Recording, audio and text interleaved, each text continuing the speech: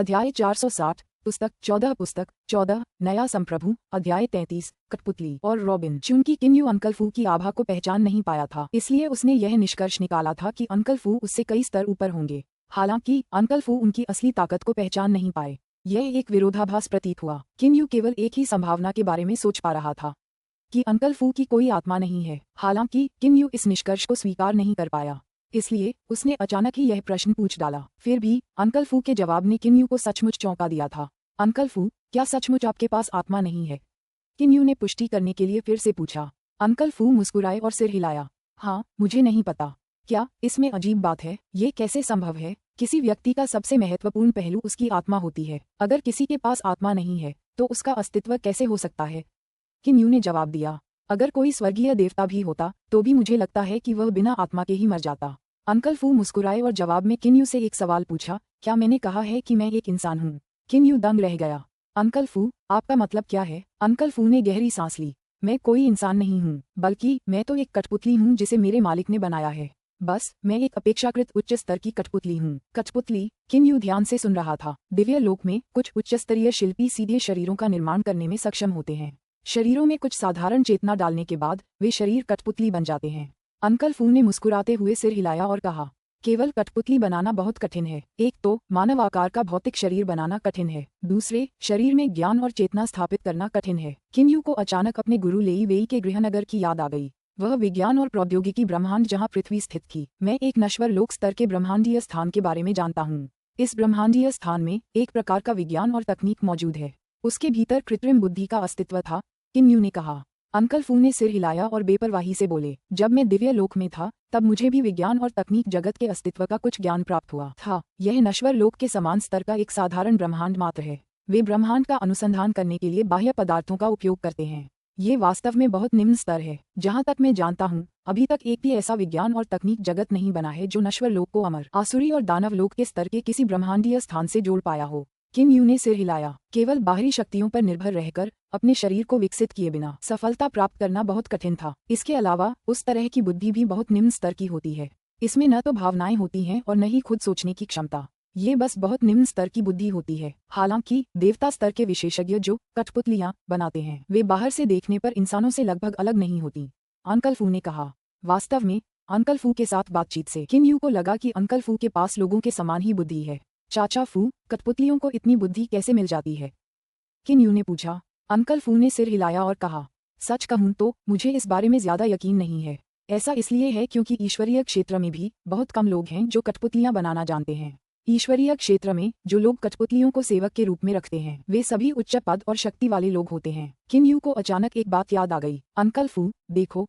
सोचते ही अंकल लैन द्वारा दी गई तलवार अमर कठपुतली किन्यू के शरीर से बाहर निकल आए। क्या यह वही कठपुतली है जिसके बारे में तुमने बात की थी? किन्यू को अभी भी याद है कि जब अंकल लैन ने उसे ये दिया था तो उन्होंने इसे तलवार अमर कठपुतली कहा था। यह एक कठपुतली है। अंकल फू ने तुरंत इसकी पुष्टि कर दी। हालांकि इसे काफी देर तक देखने के बाद उन्होंने कहा, इस कठपुतली को बनाने में इस्तेमाल की गई सामग्री बहुत कीमती नहीं है। इसके शरीर की मजबूती भी बहुत मजबूत नहीं मानी जा सकती। बस इस कठपुतली को बनाने वाले विशेषज्ञ की कारीगरी बेहद उच्च स्तर की थी। वह साधारण सामग्री से भी ऐसी चीज बनाने में सक्षम था। इस कठपुतली की ताकत कितनी अच्छी है? किन्यू ने तुरंत पूछा। अंकल फू ने उदासीनता से कहा, इस कठपुतली का कंकाल मजबूत और टिकाऊ माना जा सकता है। मुझे लगता है कि यह किसी निम्न गुणवत्ता वाली दिव्य कलाकृति के बराबर है। फिर भी इसकी मांसपेशियां साधारण ही हैं। हालांकि मुझे लगता है कि इस कठपुतली का कंकाल और मांसपेशियां एक दूसरे के पूरक हैं। इसे अत्यंत कुशलता से गढ़ा गया है। ऐसी कठपुतली बनाने में सक्षम होने के लिए दिव्य लोक में भी बहुत कम विशेषज्ञ हैं जो ऐसा कर सकें। अंकल फू ने इतने वर्षों तक मोहक भगवान मंदिर के स्वामी चेहो युआन का अनुसरण किया था, इसलिए वह भी काफी कुछ जानते थे। लेकिन इस कठपुतली में बुद्धि नहीं है। अंकल फू थोड़ा हैरान हुए। मेरा मानना है कि जो विशेषज्ञ इतने सुडौल शरीर को निखार सकता है, उसके लिए इस कठपुतली में साधारण बुद्धि स्थापित करना मुश्किल नहीं होना चाहिए। किन्यू को अचानक एहसास हुआ, अंकल लैन ने दरअसल उसे एक दिव्य लोक की कठपुतली दी थी। इसका मतलब था कि अंकल लैन का इरादा किन्यू को उसके जीवित रहने की बेहतर गारंटी देना था। ये बहुत आसान था कि अंकल लैन ने कठपुतली में बुद्धिमत्ता क्यों नहीं डाली। अंकल लैन चाहते थे कि किन्यू ज्यादातर खुद पर निर्भर रहे। अंकल फू, आपका भौतिक शरीर कितना अच्छा है? किन्यू ने अचानक पूछा। अंकल फू की आंखों में आत्मविश्वास की चमक चमक उठी। उन्होंने कहा, दिव्य लोक के सर्वश्रेष्ठ शिल्पकार के गृहस्वामी होने के नाते पूरे दिव्य लोक में मुझसे ज्यादा मजबूत कठपुतलियां कम ही हैं। मेरे शरीर की मजबूती निश्चित रूप से उच्च गुणवत्ता वाली स्वर्गीय दिव्य कलाकृति के स्तर की है। किम यू चौंक गया। उच्च गुणवत्ता वाली दिव्य कलाकृति, ओह ये कितनी मजबूत और टिकाऊ थी। शायद साधारण उच्च स्तरीय दिव्य देवताओं के पास भी इतना शक्तिशाली शरीर नहीं होता। अंकल फू का शरीर वास्तव में इतना शक्तिशाली था, लेकिन मेरे शरीर के कठोर होने का क्या फायदा। हालांकि मेरे पास इंसानों जैसी ही बुद्धि है, फिर भी मेरे पास आत्मा नहीं है। मैं कोई जीवित प्राणी नहीं हूँ और नहीं साधना कर सकता हूँ और नहीं आकाशीय नियमों को समझ सकता हूँ। अपनी शक्ति के बल पर अगर मेरा सामना किसी मध्य स्तरीय स्वर्गीय देवता से हो जाए तो मेरे हाथ बंधे होंगे और मैं पकड़े जाने का इंतजार कर रहा होगा। अंकल फू के चेहरे पर बेबसी के भाव उभर आए। किम यू समझ गया, स्वर्गीय देवता स्तर के विशेषज्ञों में स्थानिक नियमों की अत्यंत प्रबल समझ होती है। जब विशेषज्ञ उस स्तर पर पहुंच जाते हैं तो उनमें से कौन वास्तव में आपसे निकट सीमा में युद्ध करेगा। केवल अंतरिक्ष पर नियंत्रण करके वे दूर से ही लोगों को मार सकते हैं। यही कारण था कि अंकल फू ने कहा था कि वे मध्य स्तर के स्वर्गीय देवताओं से निम्न हैं। आंगन के अंदर किम यू के पास से एक पत्ता बहता हुआ धीरे धीरे फर्श पर आ गिरा। किम यू ने अपना सिर घुमाकर देखा। अंकल फू, इस बड़े पेड़ का नाम क्या है? लाल तुंग वृक्ष। इसे दिव्य लोक में भी एक बहुमूल्य प्रजाति माना जाता है। लाल तुंग वृक्ष बहुत धीरे धीरे बढ़ता है। ये लाल तुंग वृक्ष पहले से ही कई अरब वर्ष पुराना है, अंकल फू ने मुस्कुराते हुए कहा। किम यू ने चौंककर अपने सामने लाल तुंग वृक्ष की ओर देखा। इस वृक्ष की परिधि इतनी बड़ी थी कि इसे घेरने के लिए 3-4 लोगों की जरूरत थी। इसकी ऊंचाई लगभग 20 मीटर थी। इसकी चोटी भी चौड़ी मानी जा सकती थी। इसका व्यास 100 मीटर से भी ज्यादा था। हालांकि इसकी ऊंचाई 20 मीटर है और परिधि के कारण इसे घेरने के लिए 3 से 4 लोगों की आवश्यकता होती है। अगर यह किम यू के गृहनगर में होता, बैंगनी रहस्यमयी तारे के महान जंगल में, तो इस ऊंचाई और मोटाई का एक पेड़ हर जगह दिखाई देता। महज कुछ दसियों सालों में एक पेड़ इस आकार तक पहुंच जाता। हालांकि ये पेड़ अरबों साल पुराना था। इतने लंबे समय के बाद यह इतना लंबा है। किम यू कुछ हैरान था। तुम्हें लाल तुंग वृक्ष को कम नहीं आंकना चाहिए। मैं तुम्हें साफ साफ बता सकता हूँ कि यह लाल तुंग वृक्ष तुम्हारे उच्च गुणवत्ता वाले दिव्य भाले और क्षीण होती बर्फ से भी ज्यादा कीमती है, अंकल फू ने पूरे यकीन के साथ कहा। किम यू ने आश्चर्य से लाल तुंग वृक्ष की ओर देखा। लाल तुंग वृक्ष, चाहे उसकी जड़ें हों या शाखाएं, सभी बेहद मजबूत और टिकाऊ होते हैं। उनकी मजबूती स्वाभाविक रूप से सामान्य उच्च गुणवत्ता वाली दिव्य कलाकृतियों के बराबर है। अगर कोई लाल तुंग वृक्ष की जड़ों या शाखाओं का उपयोग करके वस्तुएं बनाए तो वह निम्न गुणवत्ता या मध्यम गुणवत्ता वाली दिव्य कलाकृतियां बना सकता है, अंकल फू ने लाल तुंग वृक्ष की ओर देखते हुए धीरे से कहा। खासकर लाल तुंग वृक्ष का तना। इतने मोटे लाल तुंग वृक्ष के तने के साथ बस थोड़ा सा सुधार करने पर इसकी मजबूती निश्चित रूप से उच्च गुणवत्ता वाली दिव्य कलाकृति के स्तर की होगी। किम यू को अब समझ आ गया कि यह लाल तुंग वृक्ष खजाने से ढका हुआ है। ये लाल तुंग वृक्ष वह पुरस्कार था जिसे मेरे गुरु ने तब प्राप्त किया था जब उन्होंने गॉड की ग्लेई बू को एक ग्रैंडमिस्ट आध्यात्मिक खजाने को परिष्कृत करने में मदद की थी। उस समय गॉड की ग्लेई बू को भी मेरे गुरु को ये देने में बहुत दुख हुआ था, अंकल फू ने मुस्कुराते हुए कहा। मुझे लगता है कि पूरे दिव्य लोक में लाल तुंग वृक्ष से भी अधिक मूल्यवान एकमात्र वृक्ष पौराणिक प्राचीन लौह वृक्ष ही होगा। किम यू हैरान रह गया। उसने उम्मीद नहीं की थी कि लाल तुंग वृक्ष से भी ज्यादा अद्भुत कोई वृक्ष होगा। वह प्राचीन लौह वृक्ष ऐसा है जिसे मेरे गुरु ने भी पहले कभी नहीं देखा था। उन्होंने इससे पहले प्राचीन लौह वृक्ष की केवल एक शाखा देखी थी। यह एक ऐसी सामग्री थी जिसे एक उच्च स्तरीय दिव्य देवता मेरे गुरु के पास लाए थे जब उन्होंने उनसे एक कलाकृति बनाने में मदद मांगी थी, अंकल फू ने कहा। किम यू ने स्वाभाविक रूप से अपने दिल में इसे समझ लिया। यहाँ तक कि मोहक भगवान मंदिर के स्वामी ने भी इसे पहले कभी नहीं देखा था। प्राचीन लौह वृक्ष की बहुमूल्यता ऐसी थी जिसकी कोई भी कल्पना कर सकता है। अंकल फू, मैं इस कलाकृतियों के महल को नहीं खोल पा रहा हूँ। मुझे क्या करना चाहिए? किम यू ने अपने बगल में पत्थर के प्रवेश द्वार की ओर देखा। वह मन ही मन थोड़ा असहाय महसूस कर रहा था। अंकल फू के चेहरे पर अब भी मुस्कान थी। उन्होंने कहा, चिंता मत करो। क्या मैंने तुम्हें पहले नहीं बताया था? चूंकि तुमने मेरे स्वामी द्वारा छोड़ी गई मूर्ति को खोल दिया है, इसलिए तुम मेरे स्वामी के एकमात्र उत्तराधिकारी हो। अभी इसे न खोल पाना तुम्हारे लिए ठीक है। भविष्य में जब तुम्हें इसे खोलने की शक्ति होगी तब वापस आने में देर नहीं होगी। जब तक मेरे पास इसे खोलने की शक्ति होगी, मुझे लगता है कि मैं पहले से ही दिव्य क्षेत्र में पहुंच चुका हूँगा। किम यू ने असहाय होकर कहा। भले ही आप दिव्य लोक में चढ़ गए हों, फिर भी आपकी शक्ति बहुत बढ़ जाने के बाद आपको अमर, शैतान और दानव लोक में उतरने में मदद करने वाले लोग मिल सकते हैं। अंकल फू ने सांत्वना दी। क्या किसी के लिए दिव्य क्षेत्र से अमर, शैतान और दानव क्षेत्र में उतरना बहुत आसान है? किम यू हैरान हो गया। अंकल फू ने बार बार सिर हिलाया। बिल्कुल नहीं। देवराजों और महान दिव्यात्माओं के अलावा जो अंतरिक्ष से यूं ही गुजर जाते हैं, बाकी लोगों को, जिनमें मेरे गुरु जैसे उच्च पद वाले लोग भी शामिल हैं, अगर वे निचले लोक में उतरना चाहते हैं तो दूसरों की मदद की जरूरत होगी। क्या उन्हें दूसरों की मदद की जरूरत है? किम यू ने अंकल फू की तरफ देखा। वह अंकल फू के जवाब का इंतजार कर रहा था। अभी यह पूछना आपके लिए बहुत जल्दी है। जब आप स्वर्गीय देवता के स्तर पर पहुंच जाएंगे और दिव्य लोक में एक पद प्राप्त कर लेंगे तो आपको स्वाभाविक रूप से पता चल जाएगा कि निचले लोक में कैसे उतरना है। उस समय आपको बस कुछ खजाने खर्च करके दूसरों को नीचे उतरने में मदद करने के लिए रिश्वत देनी होगी, अंकल फू ने कहा। किम यू मुस्कुराने से खुद को रोक नहीं पाया। रिश्वत? ऐसा प्रतीत होता है कि पारस्परिक संबंध हर जगह एक जैसे थे। किम यू को अचानक अपना एक सवाल याद आ गया। अंकल फू, क्या आपने नहीं कहा था कि जिन लोगों के पास दिव्य लोक की आभा होती है वे मोहक देव मंदिर में प्रवेश नहीं कर सकते? एक बार जब मैं दिव्य लोक में चढ़ जाऊंगा तो भले ही मैं बाद में अमर, शैतान और दानव लोक में वापस उतर जाऊं, मुझे लगता है कि मोहक देव मंदिर मुझे फिर भी अपने अंदर प्रवेश नहीं करने देगा। हाँ, आप गलत हैं। हालांकि मोहक देव मंदिर दिव्य लोक की आभा वाले लोगों को अंदर आने से रोकता है, लेकिन आपको यह नहीं भूलना चाहिए कि मैं मोहक देव मंदिर का गृहस्वामी हूँ। चूंकि मेरे स्वामी मौजूद नहीं है, इसलिए मोहक देव मंदिर का प्रशासक मैं हूँ। जब तक मुझे पता चलता है कि आप ही आए हैं, मैं स्वाभाविक रूप से आपको अंदर आने दूंगा, अंकल फू ने कहा। अंकल फू की यह बात सुनकर किम यू ने भी राहत की लंबी सांस ली। दिव्य क्षेत्र के सर्वश्रेष्ठ शिल्पकार द्वारा छोड़े गए खजाने दिव्य क्षेत्र में आरोहण के बाद अगर उन्हें यहाँ वापस भी लौटना पड़े तो भी वे इसके लायक होंगे। किम यू ने सुना था कि दिव्य क्षेत्र के देव राजाओं ने भी पहले चेहो युआन से मदद मांगी थी। अगर मुझे मौका मिले तो मुझे चेहो युआन की कलाकृतियां गढ़ने की कला जरूर सीखनी चाहिए। किम यू ने सोचा, किम यू, तुम्हारी वर्तमान शक्ति के साथ तुम्हारे लिए कलाकृतियों के महल और परिष्कृत लपटों के महल को खोलना असंभव है।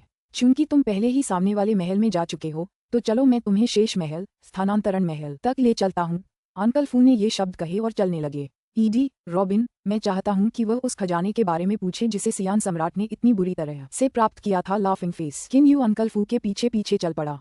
वे दोनों ट्रांसफर पैलेस की ओर चल पड़े। रिफाइनिंग फ्लेम्स पैलेस और बंद दरवाजों वाले आर्टिफैक्ट्स पैलेस के विपरीत ट्रांसफर पैलेस का प्रवेश द्वार खुला था। इसके अलावा ट्रांसफर पैलेस का प्रवेश द्वार बेहद चौड़ा था। लगभग 10 मीटर ऊंचे इस प्रवेश द्वार की चौड़ाई लगभग 30 मीटर थी। किम यू और अंकल फू ट्रांसफर पैलेस के प्रवेश द्वार से आगे बढ़े। ये है, किम यू ने उलझन में ट्रांसफर पैलेस की ओर देखा।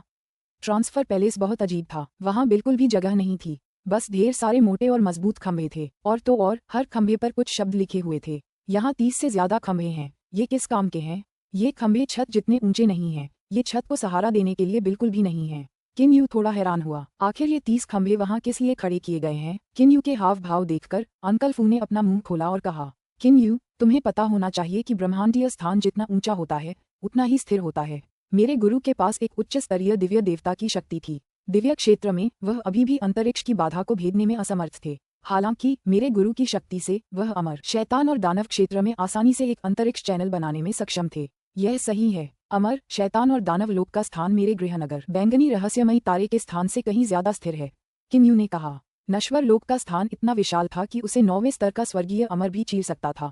हालांकि अमर, शैतान और दानव लोक के स्थान को चीरने के लिए चाहे वह 9वें स्तर का अमर सम्राट ही क्यों न हो, उसे भी बहुत अधिक ऊर्जा और दिव्य कलाकृतियों की आवश्यकता होगी। इसकी तुलना करने मात्र से ही स्थानों की स्थिरता आसानी से देखी जा सकती थी। मेरे गुरु कलाकृतियां और कठपुतलियां बनाने में माहिर हैं। इसी तरह वे अंतरिक्ष चैनल बनाने में भी बेहद कुशल हैं। ये 38 स्तंभ 38 अंतरिक्ष चैनल हैं जो 38 अलग अलग ब्रह्मांडीय स्थानों की ओर ले जाते हैं, अंकल फू ने उदास होकर कहा। हालांकि किम यू बहुत चौंक गया। अंतरिक्ष चैनल जो 38 विभिन्न ब्रह्मांडीय स्थानों की ओर ले जाता है, कैसे? ये कैसे संभव है? किम यू को विश्वास करना मुश्किल लगा। ये कैसे संभव नहीं है? अंकल फू ने उदासीनता से कहा। अमर, शैतान और दानव क्षेत्र के स्तर के एक ब्रह्मांडीय स्थान के लिए, उदाहरण के लिए, अगर मेरे गुरु अमर, शैतान और दानव क्षेत्र को डायनासोर क्षेत्र से जोड़ने वाली एक अंतरिक्ष सुरंग बनाना चाहें तो वे इसे आसानी से बना सकते हैं। आखिरकार मेरे गुरु एक उच्च स्तरीय स्वर्गीय देवता हैं। वे देवराज बनने से बस एक कदम दूर हैं। किम यू केवल सिर हिला सका। उच्च स्तरीय स्वर्गीय देवता। स्थानिक नियमों के प्रति उनकी समझ निश्चित रूप से ऐसी चीज नहीं थी जिसकी कल्पना वर्तमान किम यू कर सकता था। आप अंतरिक्ष चैनल कैसे बनाते हैं? किम यू ने अचानक पूछा। मुझे खुद यकीन नहीं है। हालांकि अंतरिक्ष चैनल ब्लैक होल जैसे दिखते हैं, अंकल फू ने अचानक कहा। किम यू दंग रह गया। Black hole? ये कैसे संभव है? मैं निश्चित रूप से ब्लैक होल के गुरुत्वाकर्षण बल का सामना करने में असमर्थ हूँ। किम यू अच्छी तरह जानता था कि 18 सम्राट स्तर के डार्क स्टॉर्स के गुरुत्वाकर्षण बल का विरोध करना उसके लिए कितना कठिन था। इसलिए ब्लैक होल के गुरुत्वाकर्षण बल का जिक्र करने की कोई जरूरत नहीं थी। मैंने तो बस इतना कहा था कि वे ब्लैक होल जैसे हैं। मैंने कभी नहीं कहा कि वे ब्लैक होल हैं। उनका गुरुत्वाकर्षण बल असली ब्लैक होल से कई गुना कम है, अंकल फू ने हल्की मुस्कान के साथ कहा। तभी किम यू को समझ आया। अंकल फू ने खड़े खंभों की ओर इशारा करते हुए कहा, ये खंभे कोई वास्तविक अस्तित्व नहीं है। तुम सीधे इनमें प्रवेश कर सकते हो। ऐसा करते ही तुम अंतरिक्ष चैनल में प्रवेश कर जाओगे। ये किस ब्रह्मांडीय स्थान की ओर ले जाते हैं? ये प्रत्येक खंभे पर लिखा है। 38 ब्रह्मांडीय स्थान। सचमुच अद्भुत। किम यू ने एक एक करके खंभों की जांच शुरू की। डायनासोर क्षेत्र, बहते बादल तारे पर भारी दुधिया आध्यात्मिक मन का खोजा गया। ब्रह्म शैतान क्षेत्र, आकाशीय नीले तारे पर 5 चतुर ब्लॉक पत्थर की खोज की। मर्त्य लोक का तीसरा ब्रह्मांडीय स्थान। मेविंड तारे पर काले हाथी दांत के झरने का पानी खोजा गया। प्रत्येक स्तंभ पर उस ब्रह्मांडीय स्थान की सूची अंकित थी जहां वह जाता है। साथ ही उस ब्रह्मांडीय स्थान पर खोजी गई बहुमूल्य सामग्री भी। उनमें से अमर, आसुरी और दानव लोक के समान स्तर के सभी ब्रह्मांडीय स्थानों के नाम थे। हालांकि नश्वर लोक के ब्रह्मांडीय स्थानों पर केवल संख्याएं अंकित थीं जो उन्हें दर्शाती थीं।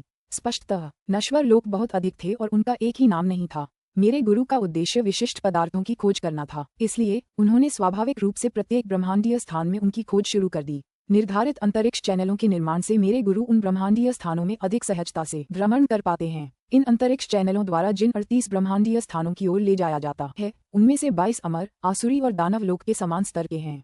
शेष 16 सभी नश्वर लोक के स्तर के हैं।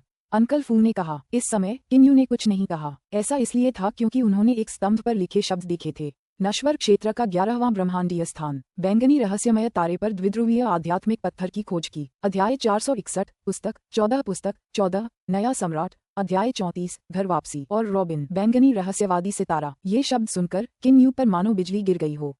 उसके मन में तुरंत ही दृश्य पहुंच गए। बचपन का वह दृश्य जब वह प्रशिक्षण ले रहा था, वह दृश्य जब वह अपने बड़े भाई और दूसरे भाई के साथ गर्म पानी के झरने में खुशी से बातें कर रहा था, वह दृश्य जब वह अपने शाही पिता के साथ था। घर लौट रहे किन्यू को ऐसा लगा जैसे उसकी पूरी आत्मा धड़क रही हो। घर लौटने की चाह ने किन्यू के मन के शांत सागर में अचानक भारी लहरें उठा दी।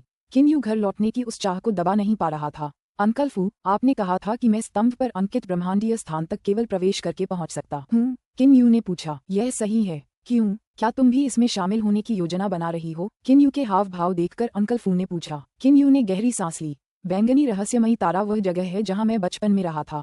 हालांकि मैं उस स्तर पर पहुंच गया हूं जहां मैं अंतरिक्ष को चीर सकता हूं, फिर भी मेरे लिए एक ऐसा अंतरिक्ष चैनल बनाना बहुत मुश्किल है जो मुझे नश्वर लोक तक पहुंचने में मदद करे। मुझमें अभी भी ऐसा करने की ताकत नहीं है। सौभाग्य से सीनियर चेहोव ने पहले ही इस तरह के एक अंतरिक्ष चैनल को परिष्कृत कर लिया है। किन्यू बहुत खुश हुआ। अगर तुम इसमें प्रवेश करना चाहती हो तो कोई बात नहीं, लेकिन किन्यू, जब तुम्हें कलाकृतियों के महल का प्रवेश द्वार खोलने की ताकत हो तो तुम्हें वापस आना कभी नहीं भूलना चाहिए। अंकल फू ने ये काम किन्यू को सौंपते हुए कहा। किन्यू ने सिर हिलाया। निश्चिंत रहो, मैं अवश्य वापस आऊंगा। किन्यू के ये शब्द कहने के बाद उसकी नजर सामने वाले खंभे की ओर गई। किन्यू ने एक कदम बढ़ाया और खंभे में गायब हो गया। एक क्षण में सब कुछ बदल गया। किन्यू को लगा कि उसका शरीर तेजी से अंतरिक्ष से गुजर रहा है। उसे बस अंतरिक्ष में बिखरी हुई दरारें ही दिखाई दे रही थीं। ये कुछ ऐसा था जो किन्यू अक्सर अंतरिक्ष को चीरते हुए देखता था। लगभग 7 सांसों के बाद किन्यू को लगा कि उसके सामने का दृश्य बदल गया है। अंतरिक्ष की अव्यवस्थित दरारें गायब हो गई थीं। किन्यू के सामने एक असीम बाह्य अंतरिक्ष प्रकट हो गया। यहाँ गुरुत्वाकर्षण बल सचमुच बहुत कम है। किन्यू ने मुड़कर देखा। उसने देखा कि उसके पीछे एक साधारण अंतरिक्ष सुरंग थी। पहली नजर में यह अंतरिक्ष सुरंग एक ब्लैक होल जैसी लग रही थी। बस इस ब्लैक होल का गुरुत्वाकर्षण बल बहुत कम था। किन्यू समझ गया कि एक बार वह इस ब्लैक होल में प्रवेश कर गया तो वह वापस मोहक भगवान मंदिर में लौट सकेगा। किन्यू को ये स्थान अपने दिल में याद आ गया। बैंगनी रहस्यमयी तारा यहाँ से ज्यादा दूर नहीं होना चाहिए। किन्यू ने असीम बाहरी अंतरिक्ष की ओर देखा। उसने तुरंत अपनी दिव्य चेतना का विस्तार करना शुरू कर दिया। अपनी दिव्य चेतना का विस्तार करते हुए किन्यू ने पाया कि उसकी दिव्य चेतना का दायरा उस समय की तुलना में कहीं अधिक व्यापक था जब वह अमर, शैतान और दानव लोक में था। किन्यू को यह स्पष्ट अनुभूति थी कि यदि वह अपनी ऊर्जा को थोड़ा सा फैला दे तो वह आसानी से इस नश्वर क्षेत्र के ब्रह्मांडीय स्थान को चीर सकता है। यहाँ का स्थान वास्तव में अमर, शैतान और दानव क्षेत्र के स्थान से एक स्तर नीचे है।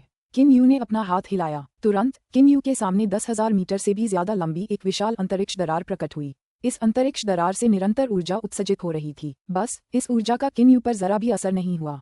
कुछ ही क्षणों के बाद ब्रह्मांडीय अंतरिक्ष ने इस अंतरिक्ष दरार को स्वतः ही बहाल कर दिया। ऐसा लगता है कि झोउ जियान ने उस समय जो किया था उसे कुछ असाधारण नहीं माना जा सकता। किन्यू ने हौंकते हुए कहा। टियल, झोउ जियान कौन था? इसकी जांच करनी होगी।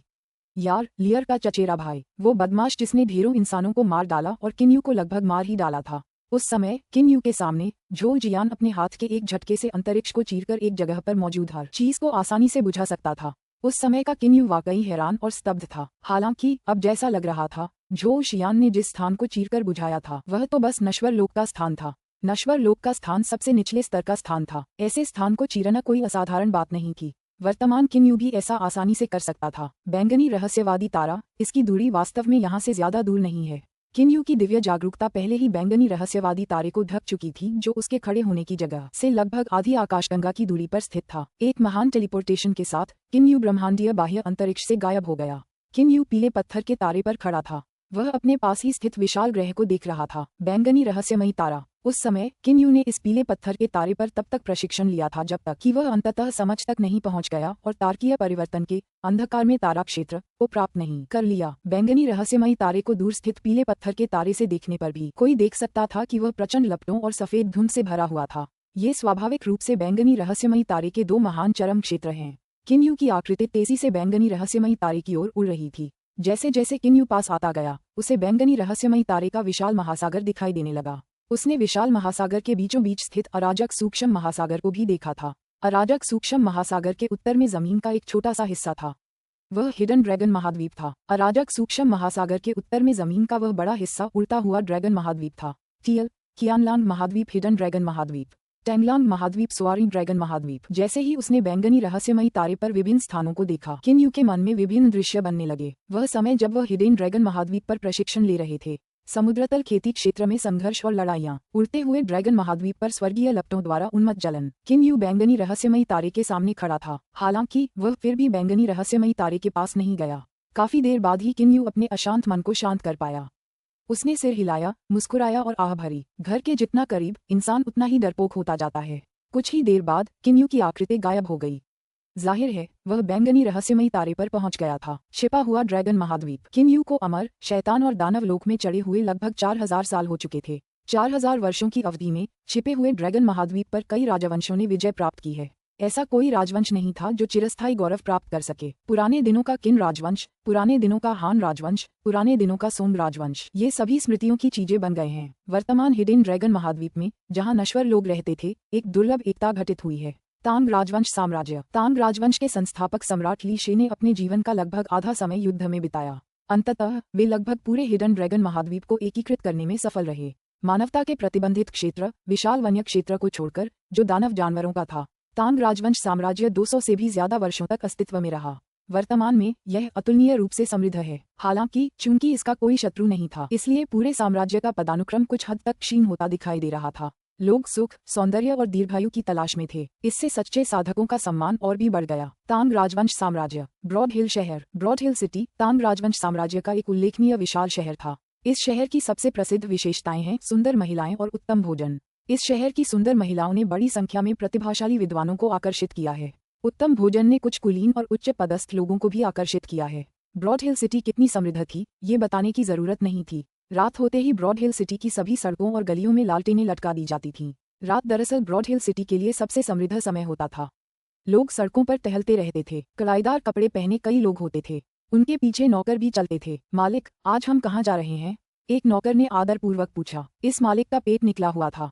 उसने अपनी पतली मूंछों को अपनी छोटी उंगली से हिलाया। हल्की मुस्कान के साथ बोला, आज हम चांदनी नाव पर चलेंगे। जी हाँ मालिक, नौकर ने आदरपूर्वक कहा। हालांकि इस समय आसमान से एक तेज रोशनी उतरी।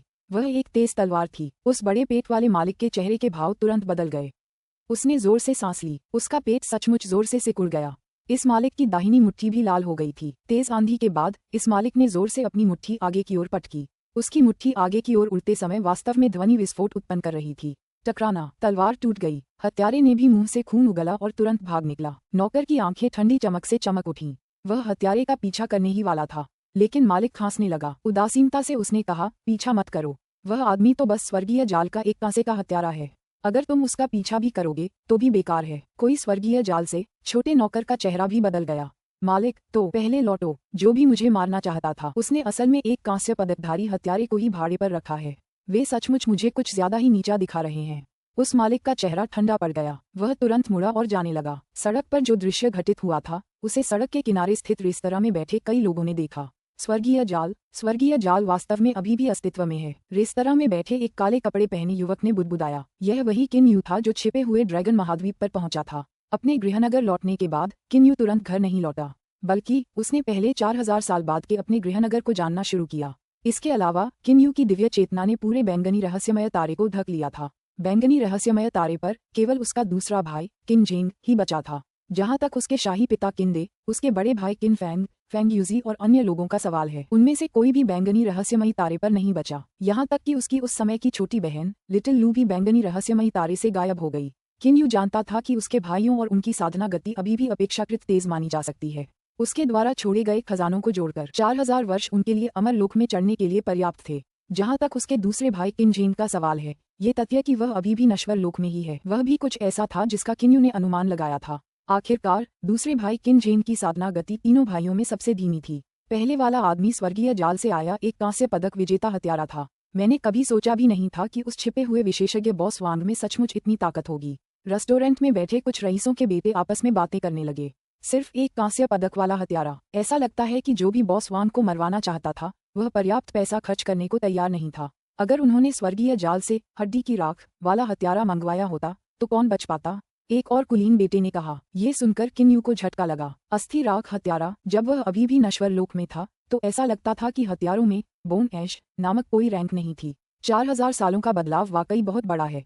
किन्यू ने हल्की सी आह भरी, फिर उसने अपने प्याले में शराब पी। इतने सालों के बाद हिडन ड्रैगन कॉन्टिनेंट की शराब बनाने की कला वाकई बहुत बढ़ गई थी। भाई ली, मैंने सुना है कि नंबर 1 मार्शल परिवार किन कबीले की सबसे बड़ी बेटी मिस किन युतोंग ब्रॉड हिल सिटी आने वाली थी।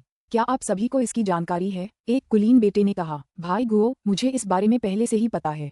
अगर मुझे पता नहीं होता तो मैं इस ब्रॉड हिल सिटी की ओर क्यों दौड़ता। इसके अलावा मुझे पता है कि मिस किन युतोंग कल आ रही हैं। भाई ली ने कहा। मिस किन युतोंग मार्शल जगत की सर्वश्रेष्ठ सुंदरी हैं। अगर कोई उनसे शादी कर ले तो न केवल उसे एक सुंदरी मिलेगी बल्कि वह किन वंश की सर्वश्रेष्ठ मार्शल तकनीकें भी सीख सकेगा। बिल्कुल, किन वंश 3000 सालों से अस्तित्व में है और उसे युद्ध कला की तकनीक विरासत में मिली है। हमें उनकी ताकत पर शक करने की बिल्कुल भी जरूरत नहीं है। तुरंत ही लोगों के एक समूह ने किन युतोंग विषय पर बातचीत शुरू कर दी।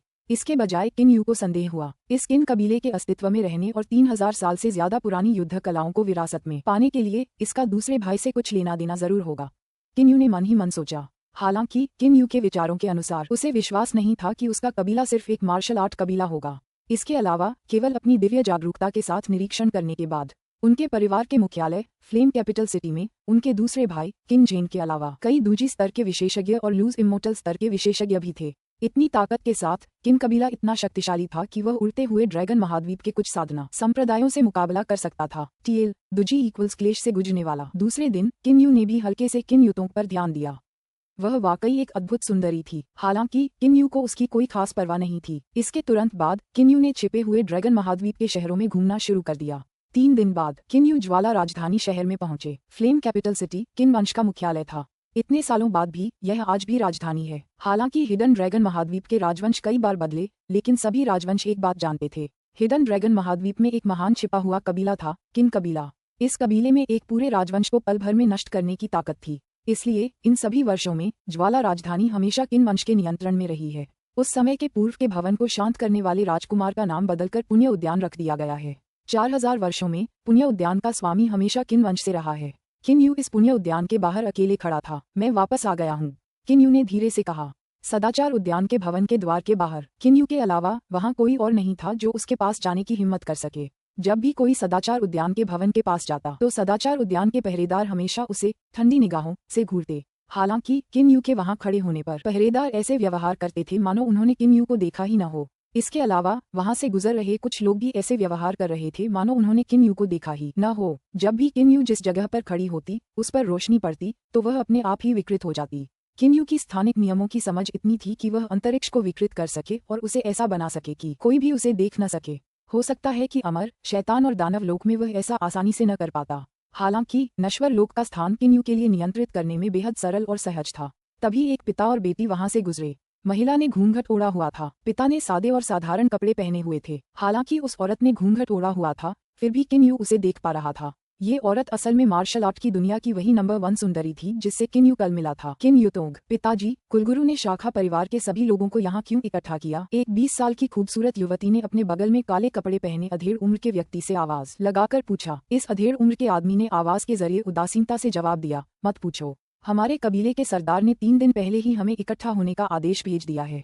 उन्हें जरूर हमें कुछ जरूरी बताना है। पिता और पुत्री की यह जोड़ी आवाज संचरण का उपयोग कर रही थी जिसमें आंतरिक विशेषज्ञ कुशल थे। किन यू की ताकत के कारण वह आसानी से उनकी बातचीत सुन पा रहा था।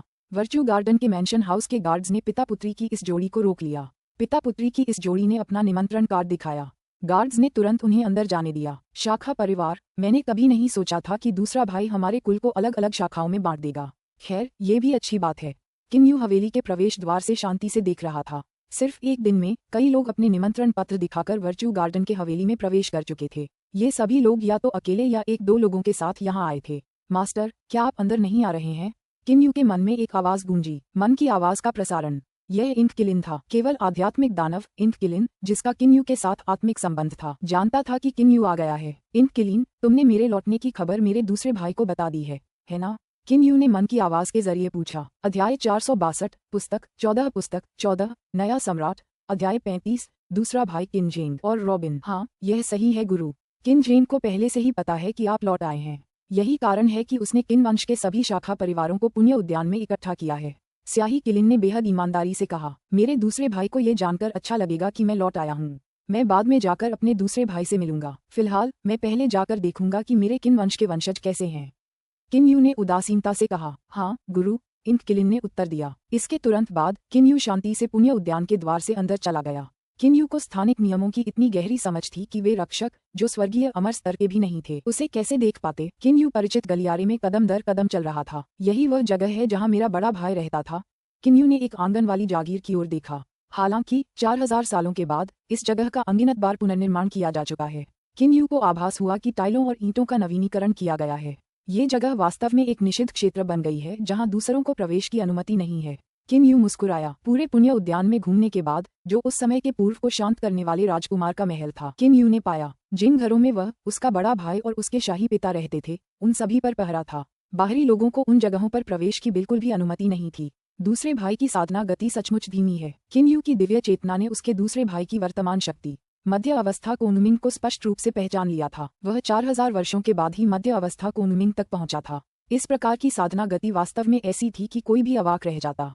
टीएल कोनुमिंग इक्वल्स प्रबुद्ध अवस्था। अपने गृहनगर लौटने के बाद किन यू का मूड बहुत शांत था। वे आंगन की जागीरें, जहां कभी उनके परिवार के मेहमान ठहरते थे, अब ऐसी जगहें बन गई हैं जहां किन वंश की शाखा के कुछ लोग रहते थे। ये सभी लोग तांग राजवंश साम्राज्य के शिखर पर थे। हालांकि अपने वंश के मुख्यालय में उनमें से हर एक बेहद विनम्र था। ऐसा इसलिए था क्योंकि इन सभी शाखा परिवार के सदस्यों को पता था कि उनकी हैसियत मुख्य किन वंश की मदद से ही हासिल हुई है। इसके अलावा किन वंश की असली ताकत बेहद भयानक थी। किन यू एक आंगन मनो के प्रवेश द्वार पर चला गया। पिताजी, क्या हम भविष्य में छोटे भाई से नहीं मिल पाएंगे? एक जानी पहचानी आवाज सुनाई दी। यह वह किन यूतोंग है। अपने पैर की एक हरकत के साथ किन यू आंगन की जागीर में प्रवेश कर गया। इस समय किन यूतोंग अपने पिता के साथ बातचीत कर रही थी। यूतोंग, इस बारे में ज्यादा मत सोचो। ये हमारे किन कुल के एकमात्र परम सर्वोच्च द्वितीय वरिष्ठ का आदेश है। सिर्फ हमारे शाखा परिवार ने ही नहीं, बल्कि अन्य शाखा परिवारों ने भी अपनी युवा पीढ़ी के कुलीनों को भेजा है। किन यूतोंग के पिता किन फुलान ने असहाय होकर आह भरी और कहा। किन यू थोड़ा चौंका। एकमात्र विद्यमान परम सर्वोच्च द्वितीय एल्डर, मैं समझ गई। किन यूतोंग के चेहरे पर बेबसी के भाव उभर आए। फिर उसने अपने पिता की ओर देखा। पिताजी, क्या आपने परम सर्वोच्च द्वितीय वृद्ध को पहले कभी देखा है? मैंने एक बार देखा है। आपको भी परम सर्वोच्च द्वितीय ज्येष्ठ की पहचान जाननी चाहिए। वे उस समय के हमारे किन राजवंश के सच्चे प्रथम सम्राट हैं। किन फुलान ने प्रशंसा से हाँफते हुए कहा। किन यूतोंग की आंखों में श्रद्धा की एक झलक दिखाई दी। उसने कहा, जाहिर है, मैं परम सर्वोच्च द्वितीय ज्येष्ठ के बारे में जानती हूँ। सिर्फ उनके बारे में ही नहीं, मैं परम सर्वोच्च प्रथम ज्येष्ठ के बारे में भी जानती हूँ। उस समय उन्होंने हमारे किन राजवंश की सेना का नेतृत्व किया था और पूरे महाद्वीप पर बिना किसी बाधा के विजय प्राप्त की थी। इसके अलावा सबसे शक्तिशाली परम सर्वोच्च तृतीय ज्येष्ठ थे। मैंने सुना है कि परम सर्वोच्च तृतीय ज्येष्ठ की शक्ति आकाश को चीरती है। वे हमारे किन वंश में अमर लोक में पहुंचने वाले पहले व्यक्ति थे। सिर्फ इतना ही नहीं, सर्वोच्च तृतीय एल्डर की शक्ति तुम्हारी कल्पना से भी ज्यादा भयावह थी। अराजक सूक्ष्म सागर की शक्तियां हमारे किन वंश के प्रति इतनी विचारशील हैं, इसका कारण भी सर्वोच्च तृतीय एल्डर ही हैं। किन फुलान ने प्रशंसा से भरकर कहा। मैं सर्वोच्च तृतीय एल्डर की उपलब्धियों के बारे में सुनते हुए बड़ा हुआ हूँ। वही असली प्रतिभाशाली हैं। क्या मैं भी वैसा ही नहीं हूँ? मैं भी परम सर्वोच्च तृतीय वृद्ध की उपलब्धियों के बारे में सुनते हुए बड़ा हुआ हूँ। वे गुप्त ड्रैगन महाद्वीप के पहले व्यक्ति हैं जो बाह्य युद्ध तकनीकों का उपयोग करके जियांतियान अवस्था तक पहुंचे थे। मात्र 20 वर्षों में उन्होंने साधना जगत में प्रवेश किया। मुझे सचमुच विश्वास करने की हिम्मत नहीं हुई कि वे बाह्य युद्ध तकनीकों का उपयोग करके जियांतियान अवस्था में प्रवेश करने में सफल रहे। ओह, उन्होंने कितनी पीड़ा और कष्ट सहे होंगे। आजकल उन युद्ध कला मंडलियों के कुलीन पुत्र मेरे पास आकर दिखावा करते हैं। उनमें से प्रत्येक ने अपनी प्रतिष्ठा के बल पर अपना मुकाम हासिल किया है। फिर भी वे सोचते हैं कि वे असाधारण हैं। परम सर्वोच्च तृतीय वृद्ध से तुलना करने पर वे लोग वास्तव में किन यूतों की आंखों में तिरस्कार के भाव हैं। टीएल जियांटियन इक्वल्स जनजात। किन यू जो किनारे से सुन रहा था, अपनी हंसी रोक नहीं सका। तो ये पता चला कि यह परम सर्वोच्च तीसरा एल्डर वास्तव में वह स्वयं था। दुर्भाग्यवश बाह्य युद्ध कलाओं के माध्यम से जियांतियान स्तर तक पहुंचना वास्तव में बहुत कठिन था। मैंने सुना है कि प्रत्येक पीढ़ी में हमारा कुल बाह्य युद्ध कलाओं में प्रशिक्षण के लिए 10 उत्कृष्ट शिष्यों का चयन करता था। हालांकि पिछले 4000 वर्षों में लगभग सभी बाह्य युद्ध कला तकनीक के शिखर पर पहुंचने के बाद आगे नहीं बढ़ पाए। केवल आपके चाचा किन शितियान ही बाह्य युद्ध कलाओं में सफलतापूर्वक प्रशिक्षित हो पाए हैं। लेकिन मैंने सुना है कि आपके परम सर्वोच्च तृतीय ज्येष्ठ द्वारा अभ्यास की जाने वाली युद्ध कला अत्यंत शक्तिशाली है। किन फुलान ने कहा। चाचा किन शितियान, मैं उन्हें जानता हूँ। हमारे किन कुल का हर शिष्य उनका आदर करता है। इतने वर्षों के बाद वे परम सर्वोच्च तृतीय ज्येष्ठ के एकमात्र उत्तराधिकारी हैं। किन युतोंग ने प्रशंसा से हाँफते हुए कहा। ये सुनकर किन यू चौंक गया। क्या तार्कीय परिवर्तन युद्ध तकनीक का कोई उत्तराधिकारी है? किन यू ने तुरंत पूरे पुण्य उद्यान को अपनी दिव्य चेतना से ढक दिया। उस समय किन यू ने अपनी दिव्य चेतना को केवल अपने दूसरे भाई की खोज में फैलाया था और अन्य लोगों पर ध्यान नहीं दिया था। हालांकि इस बार किन यू ने तार्कीय परिवर्तन मार्शल तकनीक में प्रशिक्षण ले रहे व्यक्ति को आसानी से पहचान लिया। प्रारंभिक चरण की नेबुला अवस्था, लगभग 40 वर्षों में इस अवस्था तक पहुंच पाना काफी अच्छा माना जा सकता है। किन यू ने तुरंत उस व्यक्ति को पहचान लिया जिसका नाम किन शितियान था। युतोंग, तुम शादी कब करोगे? पापा अब और इंतजार नहीं कर सकते। सच कहूँ तो तुम्हारे पीछे पड़े लोगों में से अभी भी कुछ लोग बहुत अच्छे हैं। किन फुलान ने मुस्कुराते हुए कहा। किन युतोंग ने अपना सिर हिलाया।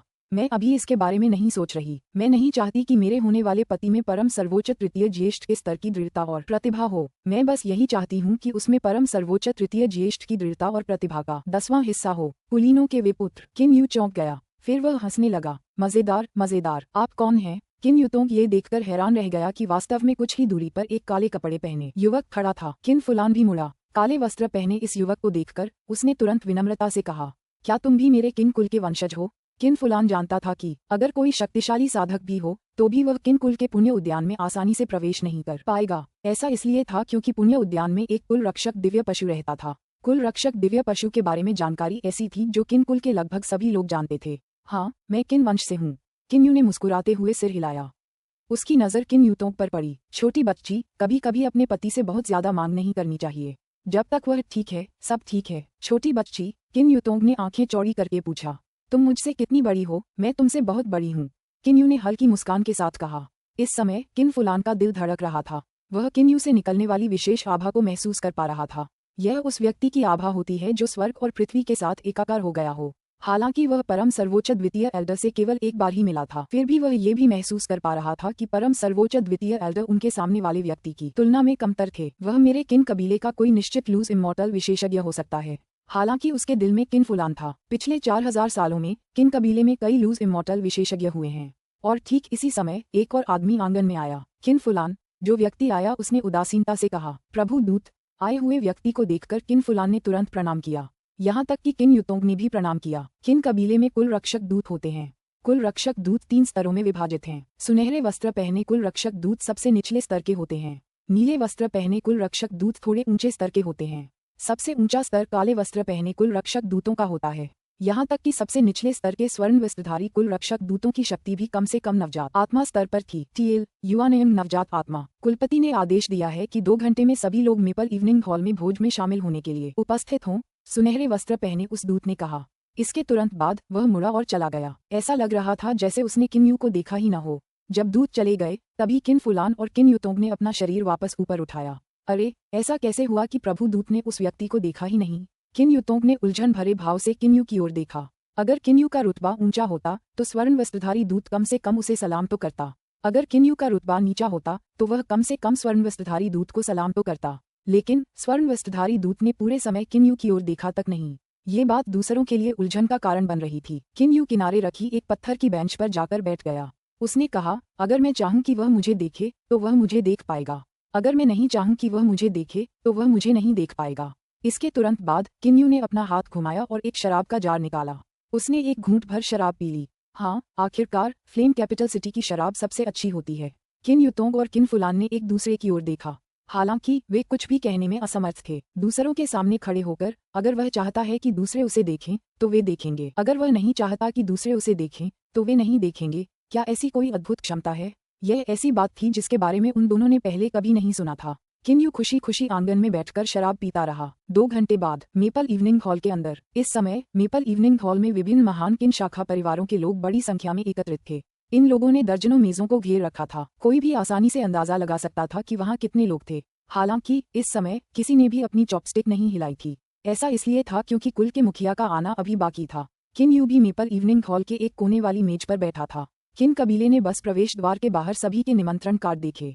उसके बाद उन्होंने कोई जांच नहीं की। ऐसा इसलिए क्योंकि सभी जानते थे कि छिपे हुए ड्रैगन महाद्वीप में ऐसा कोई नहीं है जो किन कबीले के लिए मुसीबत खड़ी करने की हिम्मत करे। चूंकि कुछ शाखा परिवारों में केवल एक व्यक्ति ही आता था, जबकि अन्य परिवारों में 2 या 3 लोग ही आते थे, इसलिए तैयार किया गया भोजन फिर भी बहुत ज्यादा था। किन यू के बाकी लोगों के साथ आने से बाकी लोगों ने सोचा कि किन यू भी शाखा परिवारों का ही कोई सदस्य है।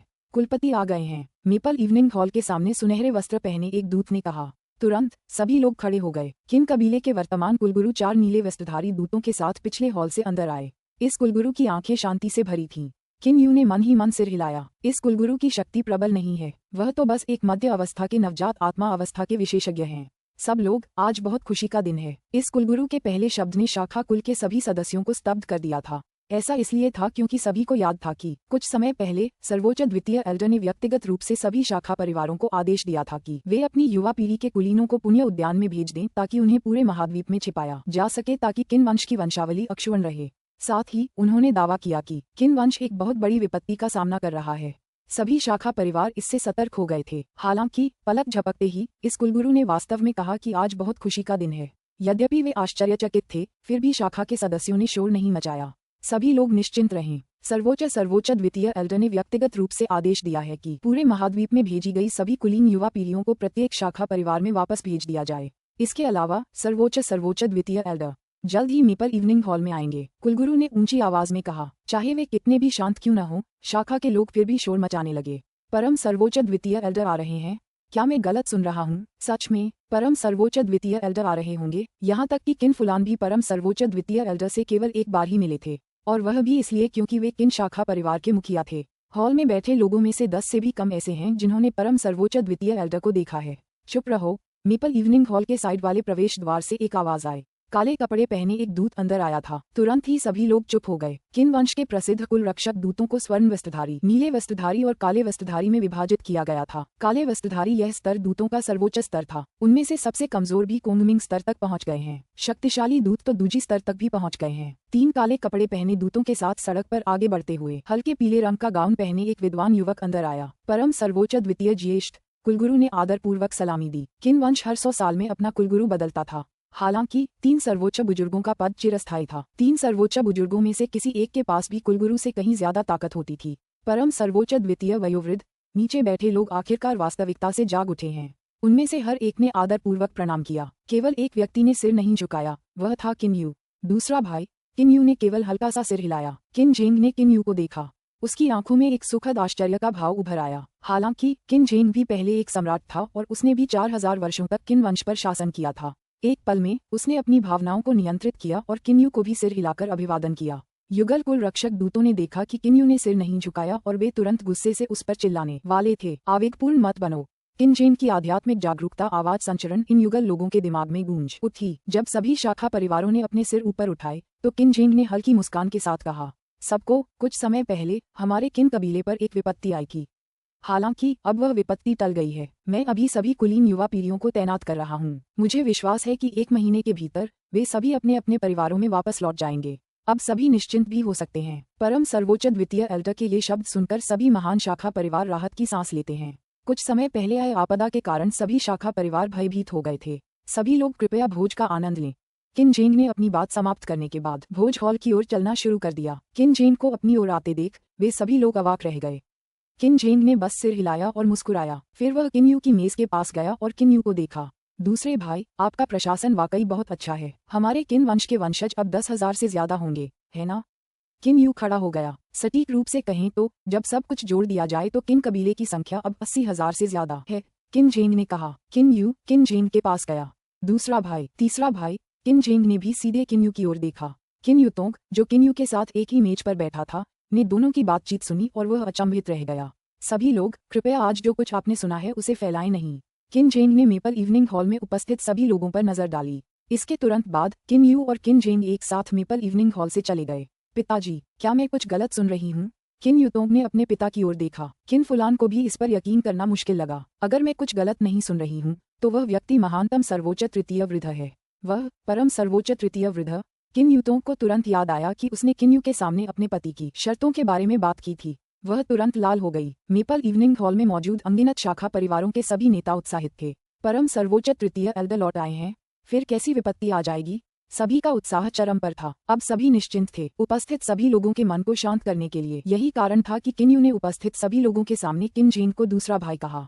अपनी ताकत के कारण उसे किसी भी प्रकार से गुप्त रहने की आवश्यकता नहीं थी।